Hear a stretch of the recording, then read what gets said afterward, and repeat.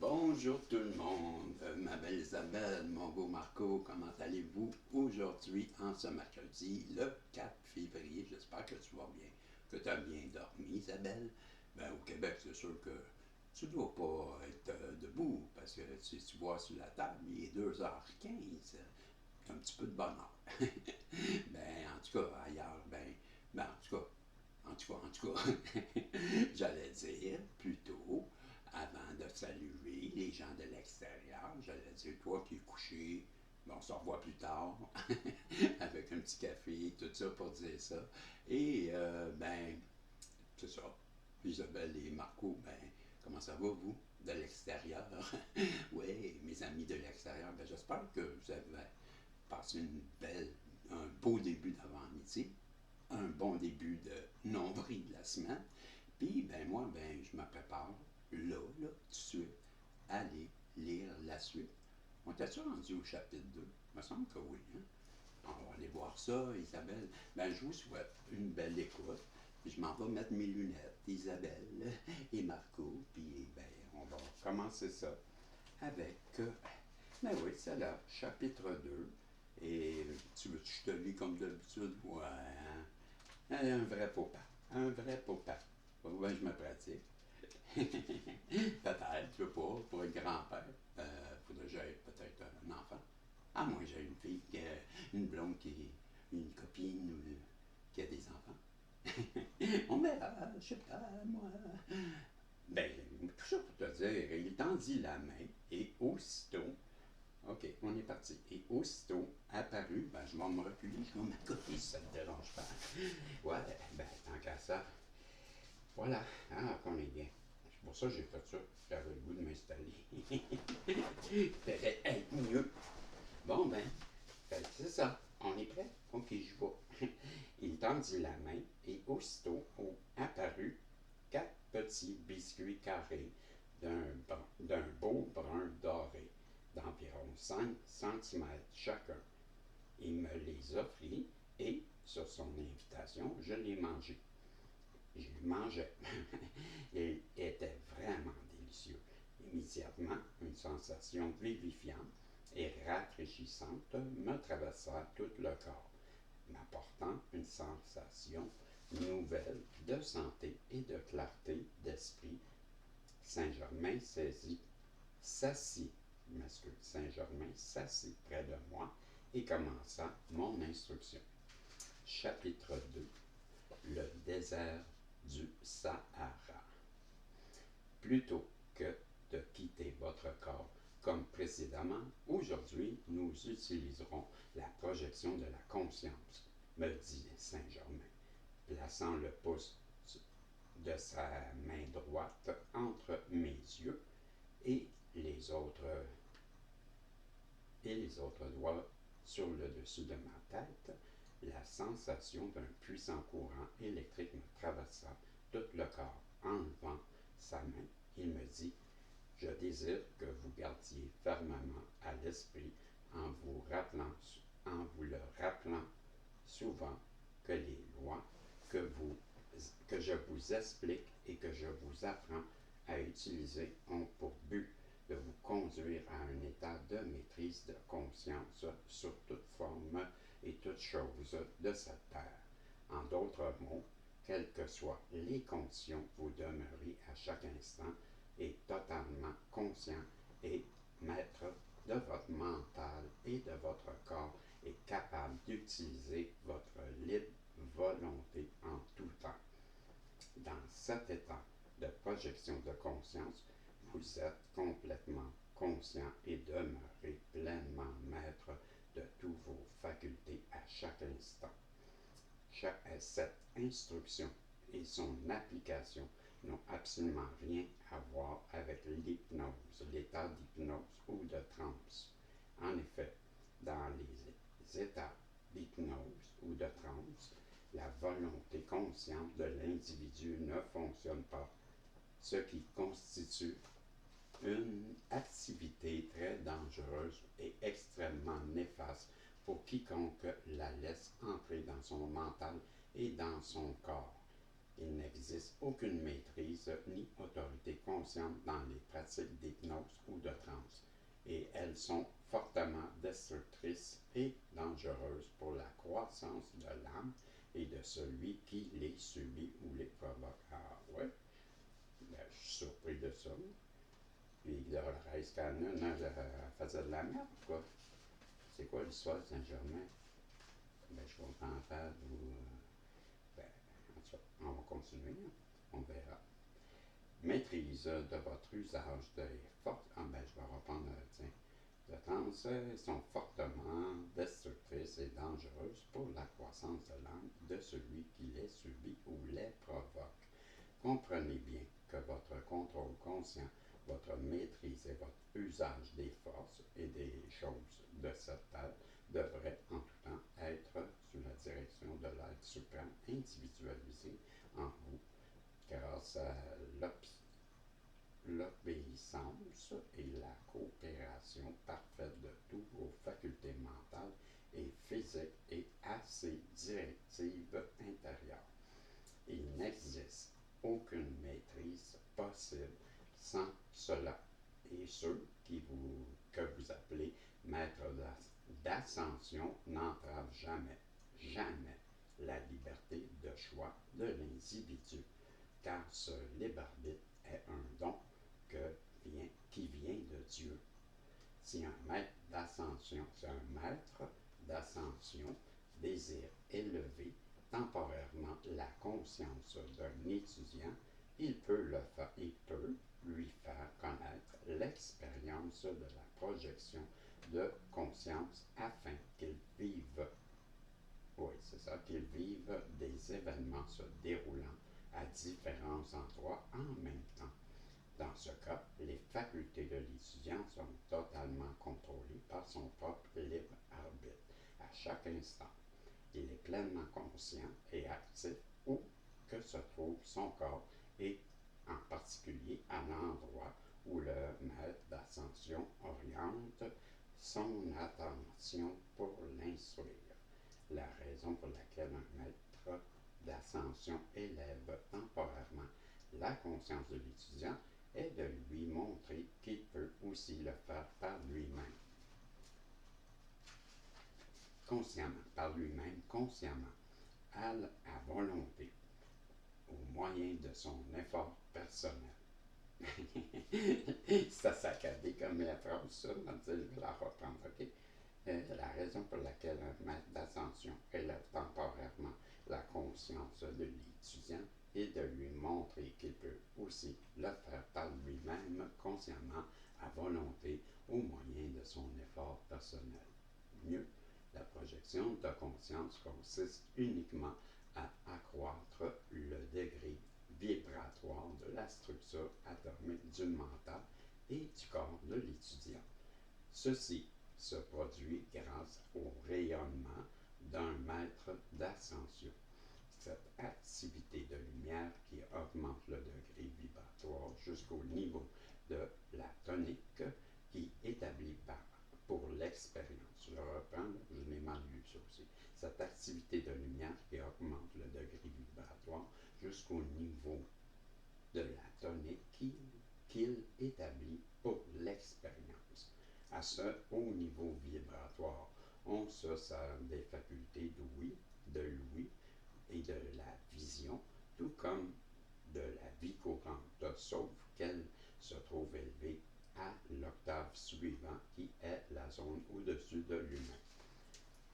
Cette situation des sens est identique à celle qui est vécue à chaque instant de l'état d'éveil, parce que nous pouvons être conscients de ce qui est proche ou de ce qui est éloigné exactement au même instant. L'expansion ou la contradiction de la conscience dépend entièrement du désir de l'individu. Elle dépend toujours de la libre volonté et de l'autorité consciente de l'étudiant. Une personne peut librement choisir d'être consciente d'un certain arbre dans son jardin ou du jardin tout entier. Dans les deux cas, elle se sert de la même faculté de vision. et elle s'en sert de la même manière. Lorsque la personne veut voir tout le jardin, elle élargit sa faculté de vision jusqu'à ce que le champ visuel soit conforme à son désir. Une expansion plus grande contient aussi la plus petite.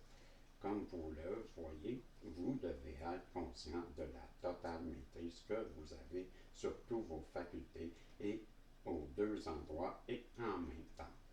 L'activité en question est réellement un agrandissement du champ de force à l'intérieur duquel agit la vision. Dans cette projection ou expansion de conscience, l'usage de votre faculté de vision se produit grâce à l'élévation du taux vibratoire dans le nerf optique. C'est exactement ce qui se passe lorsque vous utilisez des jumelles ou une lunette d'approche.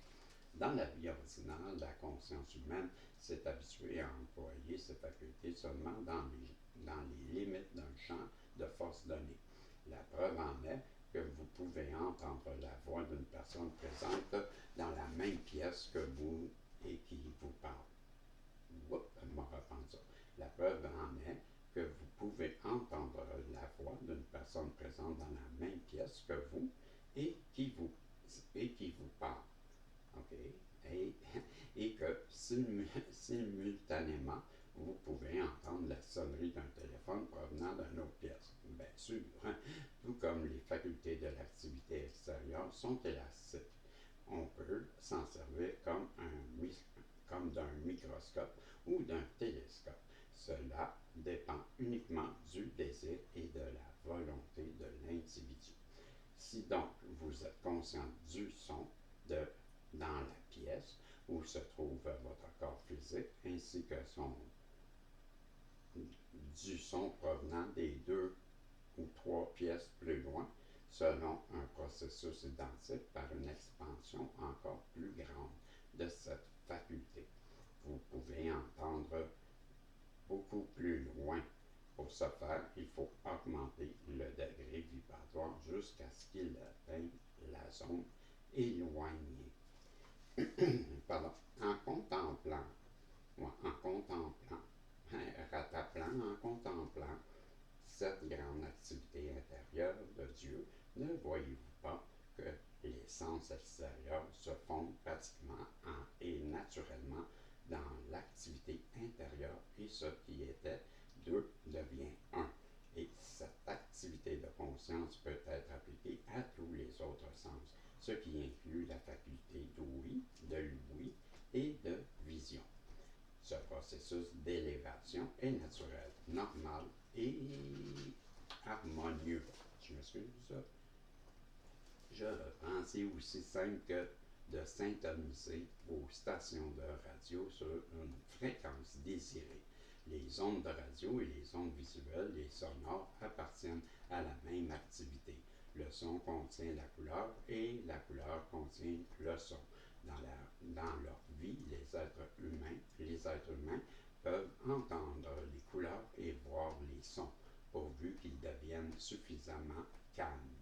À l'intérieur de certaines zones ou octaves, les vibrations s'inscrivent sur le nerf optique et celles qui produisent ce qu'on appelle la vue.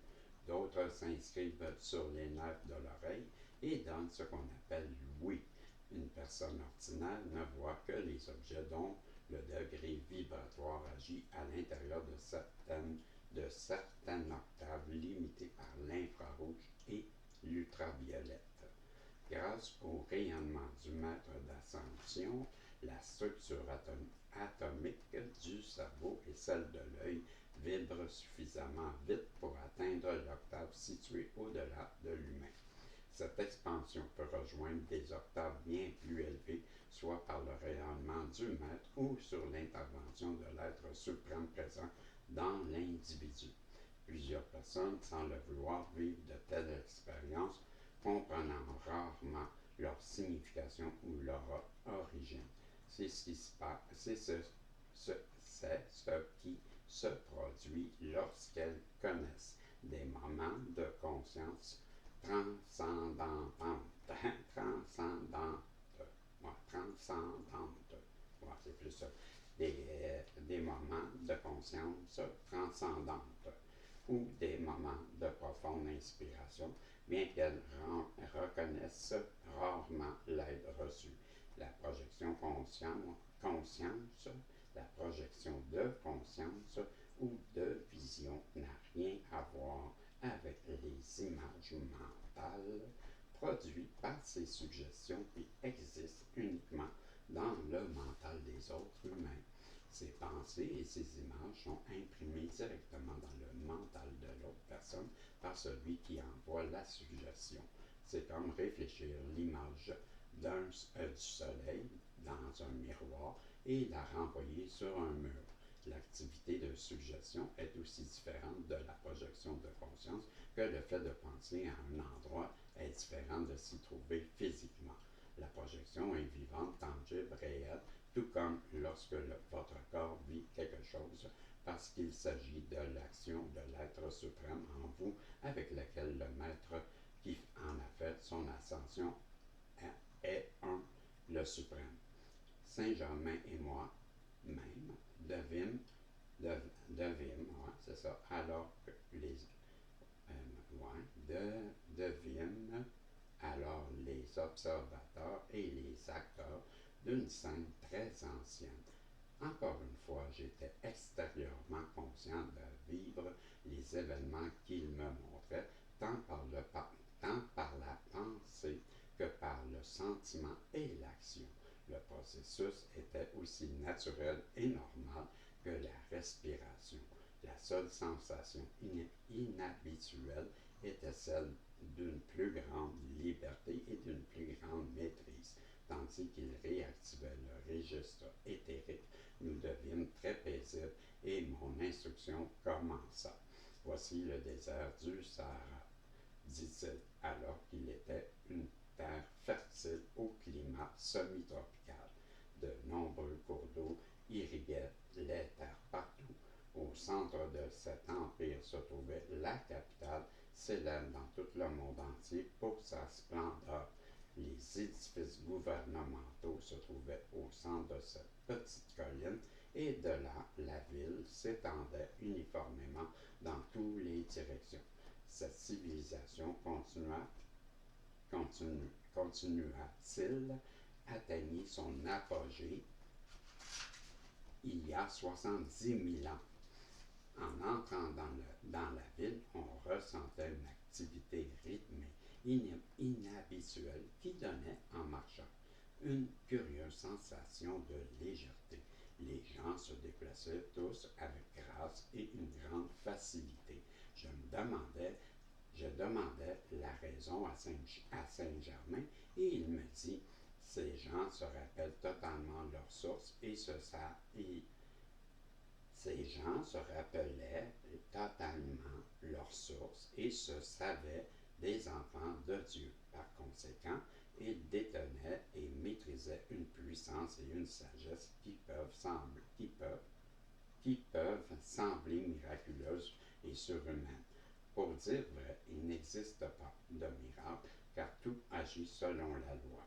Ce qui paraît miraculeux pour l'être humain d'aujourd'hui n'est que le résultat de l'utilisation des lois auxquelles la conscience actuelle de l'humanité n'est pas habituée. Cela lui semble donc étrange et curieux. Une fois la réalité de la vie correctement comprise, toute manifestation apparemment miraculeuse pour votre conscience actuelle devient tout aussi naturelle et tout aussi normale que d'assembler des mots pour celui qui connaît l'alphabet. Il s'agit simplement de l'activité de la manifestation de la vie dans la forme et en expansion toujours croissante, et celle-ci se fait toujours selon l'action de la loi de vie qui est ordre, amour et paix. Peu importe qu'une expérience semble étrange, inhabituelle ou impossible pour l'intellect de l'humanité actuelle, cela n'est guère une preuve qu'il n'existe pas une grande loi cosmique ou une intelligence supérieure produisant les splendeurs de la création qui nous entoure en tout temps. Pour cette puissance et cette intelligence, on va rendu à combien de temps? 19 minutes, c'est bon. 20 minutes.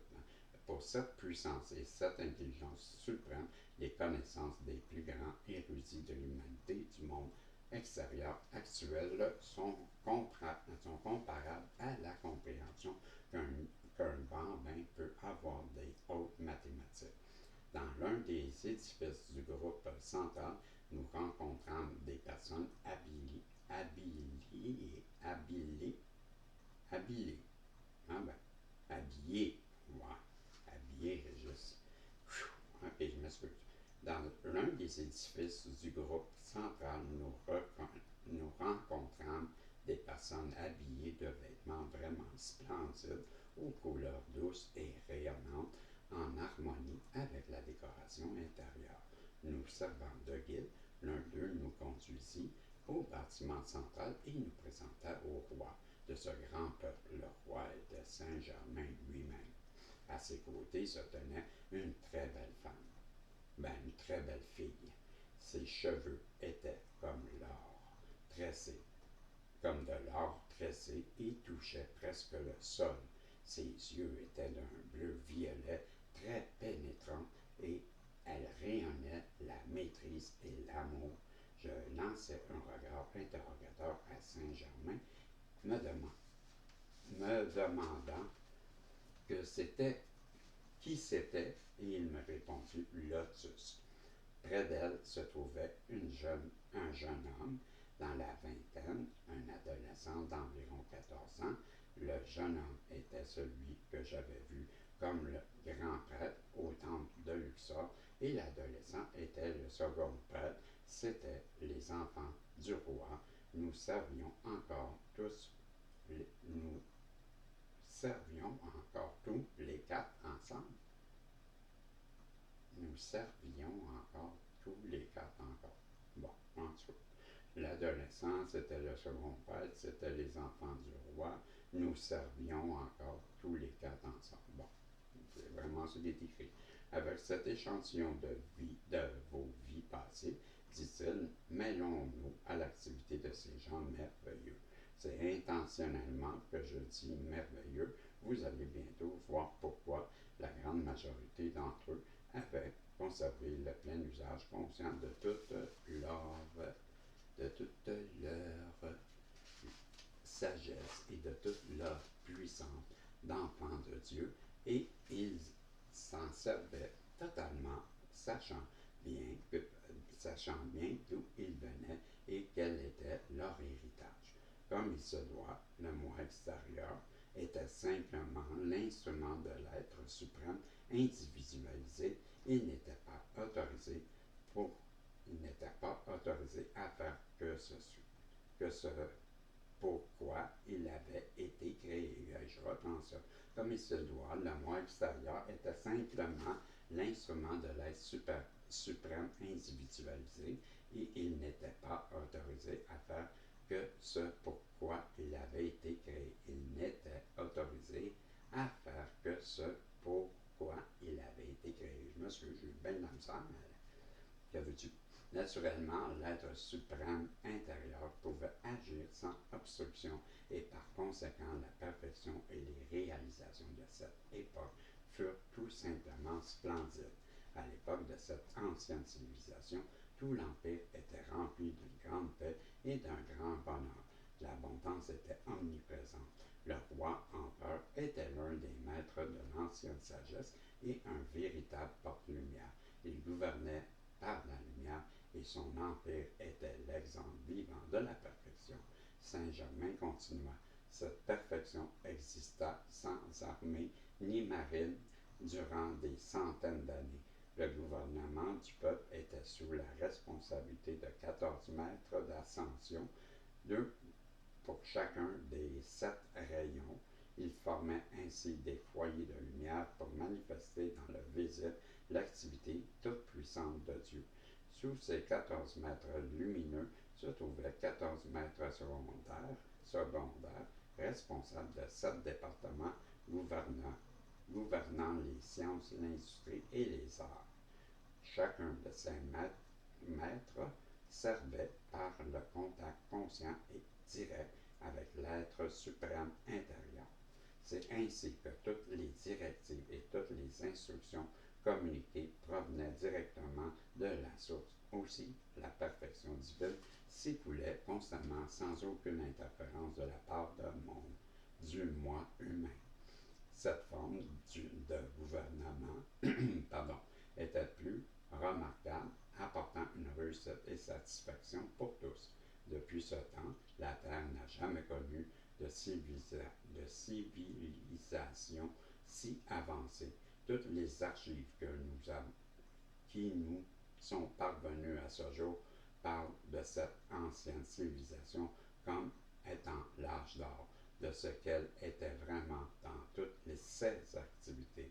Dans un futur qui n'est plus très éloigné, votre Amérique bien-aimée reconnaîtra aussi le véritable Dieu intérieur individualisé. Je vais reprendre ça là, parce que j'habite en Amérique, là, moi.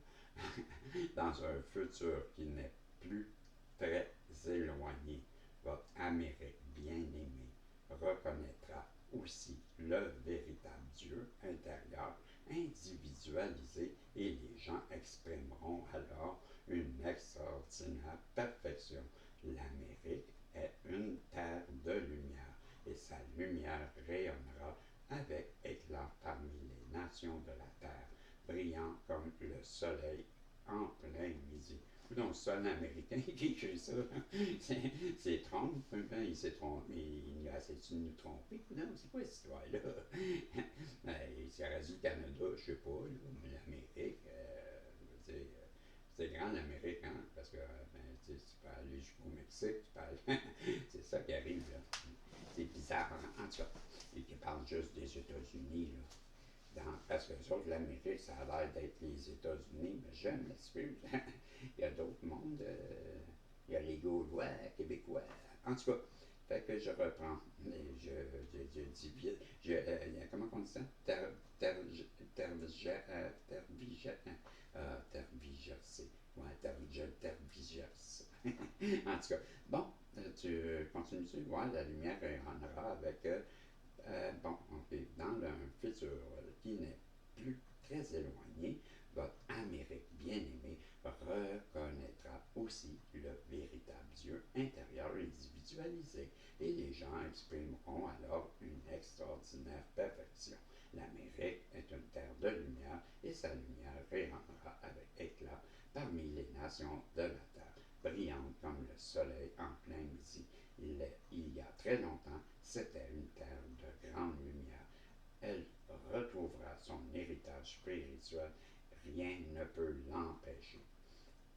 Son, son mental et son corps sont forts, bien plus que vous ne le croyez, et elle emploiera cette force pour se débarrasser de tous les poids et les fardeaux qui, aujourd'hui, pèsent lourdement sur elle. C'est drôle, j'ai entendu un documentaire qui parle justement de ça, là, que Trump il avait perdu beaucoup d'argent. Puis là, il disait ça, c'était comme la première. Ah, c'est les prophéties de Baba Van Gogh, ou je sais pas quoi, là, la madame, là, Baba quelque chose. Là. Ouais, elle a prédit qu'en 2026, Trump, elle parle de l'aigle, puis là, elle parle des États-Unis, puis il y aurait trois prophéties. La première serait qu'il va perdre il va perdre de l'or. Mais là, il aurait perdu des milliards en rentrant au mois de janvier, quand il est rentré en nomination, il parlait de ça. Là, il aurait perdu plusieurs milliards. Fait que là, ça aurait compté comme la première prophétie. Ensuite, c'est la confiance du peuple est ébranlée. Là, c'est déjà en train de se faire, comme il disait dans le reportage. Et je vais essayer de le mettre en. C'est drôle parce qu'il parle justement de ça. Fait que je vais essayer de le retrouver dans mon historique et je vais le mettre en pause. Puis si ça vous intéresse, vous regarderez parce que c'est drôle qu'à 29-29, que j'ai vu ça aujourd'hui et que là, je lis ça. C'est exactement la prophétie que Baba Van Gogh, je ne sais pas qui, là. Je vais la mettre en pause. OK, on continue. Et tant qu'on va arrêter là, mes amis. Je vais juste terminer la page, là. OK? Et je vous disais, son mental, on l'a lu. L'Amérique a un destin important pour que les autres nations de la Terre et ceux qui veillent sur elle depuis siècles veille toujours. Grâce à leur amour et à leur protection, elle atteindra son but, l'Amérique. Les maîtres qui ont fait de leur ascension vous aiment et vous protègent. Amérique, nous vous aimons. Terre, je ne sais pas cette histoire-là. C'est un Américain, ça. Plus tard, lorsque vous aurez rejeté certaines entraves intérieures qui s'accrochent comme des moisissures et bon, ben c'est ça. Fait que j'arrête là, mes amis. On est rendu à la page. Ben, je termine sur la page 61. Et on sera rendu à la page 62. Je vais regarder juste à titre d'information combien il nous en reste. On est toujours dans le désert Sahara, désert Sahara, désert. Il en reste encore beaucoup. Ah oui. Ah oui. Bon. Il est long, le chapitre, là. Très long. Mystère, mystère, mystère. Le désert du Sahara, tu vois, il se termine à la page 89, si je l'ai bien vu. 88. Et là, on est à la page 63. Ouais. Ben, je pense que je vais donner un petit sprint dans les deux autres. Donc, je reprends un petit peu là. Jusqu'à. On fait un petit 45 minutes et on est à 31 minutes et demie. L'Amérique a un destin important pour les autres nations, je l'ai lu ça. Plus tard, lorsque vous aurez rejeté certaines entraves intérieures qui s'accrochent comme des moisissures et vous vident de votre force comme des vampires, vous connaîtrez une forme similaire de gouvernement. Enfants bien-aimés d'Amérique, ne vous découragez pas quand les sombres nuages semblent bas. Chacun vous fera voir sa doublure d'or pur.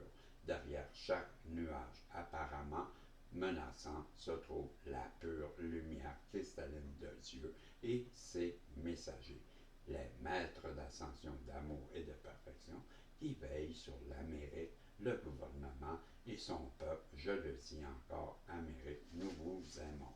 L'un après l'autre, des grandes âmes éveillées se manifestent qui deviendront clairement conscientes de la puissance de l'être suprême qui est en elles, ces vernements. Oh non, je m'excuse. Conscients de la puissance de l'être suprême qui est en elles. Ces individus occuperont des postes officiels dans les gouvernements. Ils seront davantage intéressés au bien-être de l'Amérique plutôt qu'à leur ambition et à leur fortune personnelle. Ainsi, un nouvel âge d'or régnera sur terre et durera un néon. Et on, c'est E accent aigu O-N. Dans la période précédente, celle que vous venez de voir, les gens se déplaçaient dans de grands vaisseaux aériens. Dans une phase plus avancée de leur développement, ils n'en avaient pas souvent besoin, sauf dans les régions éloignées. Ceux de la classe dirigeante étant spirituellement très avancés pouvaient se rendre d'un endroit à l'autre dans leur corps subtil et faire tout ce qu'ils désiraient, comme vous le savez depuis votre expérience au temple de Luxor. Ils pouvaient également transporter leur corps physique à volonté car leur connaissance de puissance pour vaincre la gravité était naturelle pour la respiration, était aussi naturelle que la respiration pour vous. Comme dans tous les âges d'or, le métal appelé or était d'usage courant. Son rayonnement naturel est une force qui purifie, équilibre et vitalise. L'or est placé à l'intérieur de la terre par les seigneurs de la création, ces grands êtres de lumière et d'amour qui créent et gouvernent les mondes et les systèmes de monde, ainsi que l'expansion de la lumière intérieure chez les êtres qui les habitent. Le mental extérieur, l'intellect humain, possède une très faible compréhension de la fonction réelle de l'or sur cette planète. L'or pousse à l'intérieur de la Terre comme une plante, par lui rayonne constamment un courant d'énergie qui purifie, vitalise et équilibre. Ce rayonnement agit dans le sol sur lequel nous marchons, sur la croissance de la nature et sur l'atmosphère que nous respirons. L'or est placé sur cette planète pour de multiples raisons. Sa fonction de moyen d'échange et de métal d'ornement est la moins importante. Son rôle fondamental à l'intérieur de la Terre et en surface est de rayonner ses qualités spécifiques, c'est-à-dire son énergie qui purifie, vitalise et harmonise la structure atomique de tout le monde. La science d'aujourd'hui n'est absolument pas au courant de cette activité. Pourtant, l'or agit pour la Terre comme des radiateurs pour une maison. L'or est un moyen essentiel par lequel l'énergie de notre Soleil alimente l'intérieur de la Terre et en équilibre les activités. En tant que relais d'énergie, l'or agit comme un transformateur qui communique la force solaire à la substance physique de ce monde ainsi qu'à la vie qui évolue à sa surface. L'énergie contenue dans l'or est véritablement la force électronique rayonnante du Soleil agissant à une octave inférieure. L'or est parfois appelé rayon solaire précipité, étant donné le rythme vibratoire extrêmement élevé de l'énergie contenue dans l'or. Celle-ci peut agir par absorption sur les expressions les plus subtiles et les plus raffinées de la vie. Dans tous les âges d'or, ce métal était couramment et abondamment utilisé par la population. Chaque fois que cela se produit, le développement spirituel de la population atteint un très haut niveau. Durant ces âges, l'or n'a jamais thésaurisé, mais au contraire, elle est largement distribuée à la population qui en absorbe l'énergie purificatrice et se trouve ainsi élevée à un plus grand degré de perfection. Tel est l'usage juste de l'or. Et quand cette loi est consciemment comprise et suivie, l'individu peut, par son obéissance, recevoir autant qu'il le désire.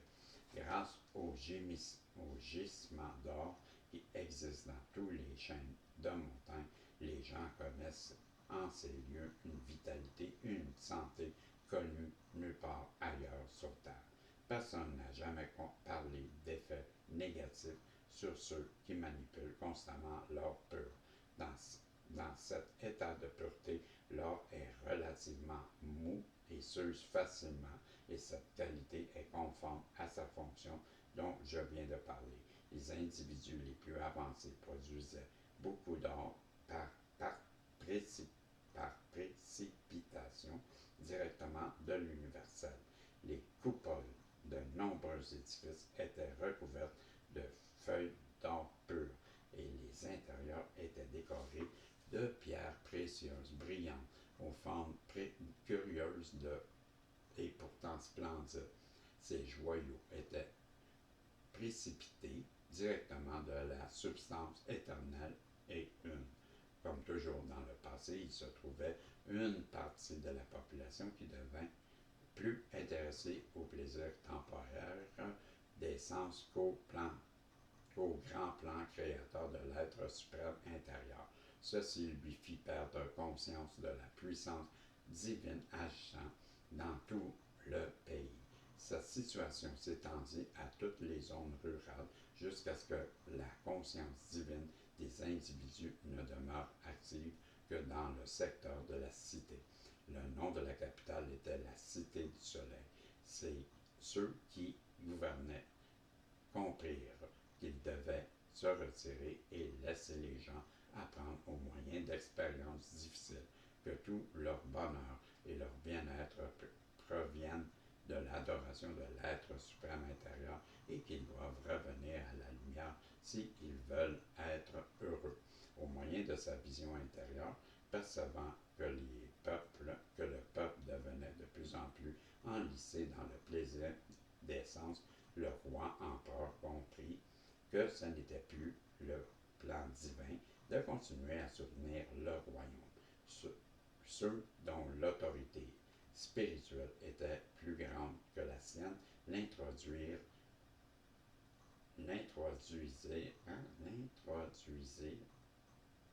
de, l'introduisant, je ne sais pas comment lire ce mot-là, l'introduisant de donner. Bon, que la sienne l'introduisant, je ne connais pas ça, ce mot-là, est-elle la plus grande que la sienne, introduisir,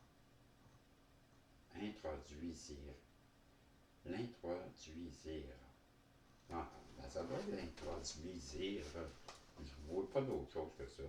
J'ai de la misère à lire ça, moi, ce mot-là. Ceux dont l'autorité spirituelle était plus grande que la sienne l'introduisirent de donner, un banquet, l'introduisir. C'est bien ça. Quand est-ce que tu dis ça, ce style mot-là? Ça me fâche, je m'excuse.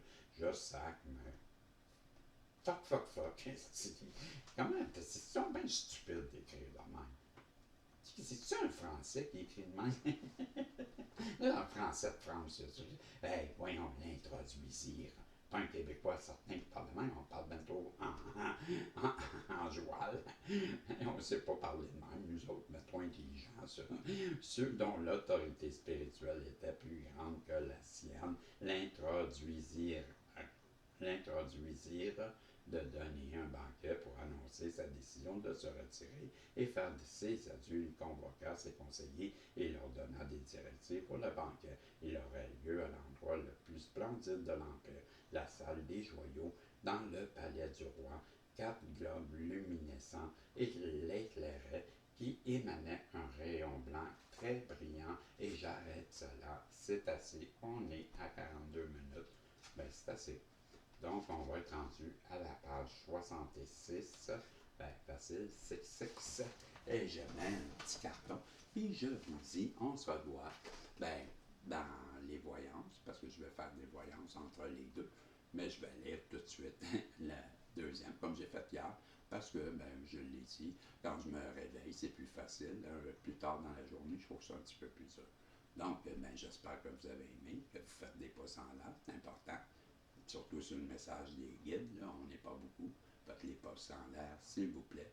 Et bien, je te dis à plus tard. On se revoit, si Dieu le veut. Bye bye et bonne journée à tout le monde. Salut!